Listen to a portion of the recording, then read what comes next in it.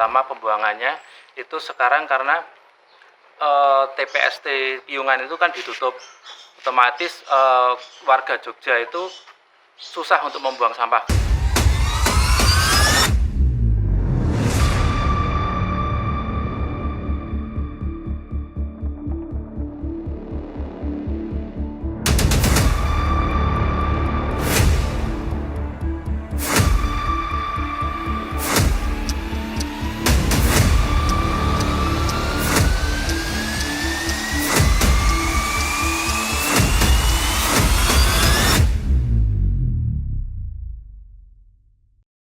Nama saya Sendra Sugiharto Wibowo, saya Ketua RT di Perumura Geraha Banguntapan di Kelurahan Jambidan di Padukan Joho.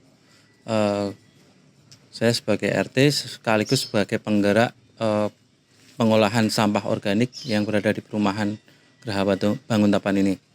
Keseharian saya selain fotografi dan video, saya juga berkebun dan peternakan maggot.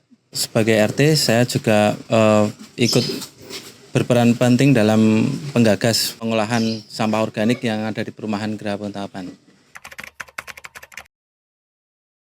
Jadinya sampah di Jogja ini lagi berkendala ya, terutama pembuangannya itu sekarang karena TPST Piungan itu kan ditutup, otomatis warga Jogja itu susah untuk membuang sampah karena TPST ditutup, otomatis para pelaku pengambil sampah itu kan tidak mengambil sampah sehingga bermasalah di kota-kota karena yang akhirnya yang harusnya dibuang di tempat sampah otomatis mereka juga harus memilah atau harus menyelesaikan masalahnya sampah mereka sendiri. Dan di Perumahan Geraha Banguntapan ini kita memiliki berbagai macam sistem pengolahan sampah.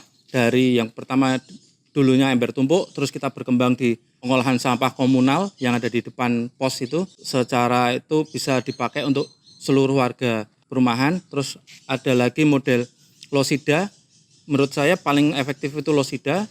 Terus ada lagi peternakan maggot, penyelesaian sampah organik dengan menggunakan budidaya maggot. Itu yang kita jalankan sampai sekarang. Jadinya ada 3 tahapan yang kita selesaikan, kita gunakan. Yang sampah organik bisa masuk organik dapur ya, itu bisa masuk ke losida, organik sisa makanan itu bisa masuk ke maggot. Selain itu juga bisa semuanya dimasukkan ke sampah komunal.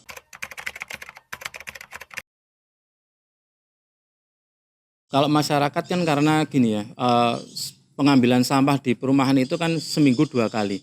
Otomatis makanan-makanan atau sisa organik itu kalau disimpan di tempat sampah itu menimbulkan pertama bau, yang kedua itu hama tikus yang pasti akan masuk di tong sampah atau mengambil makanan sisa makanan yang ada di sampah.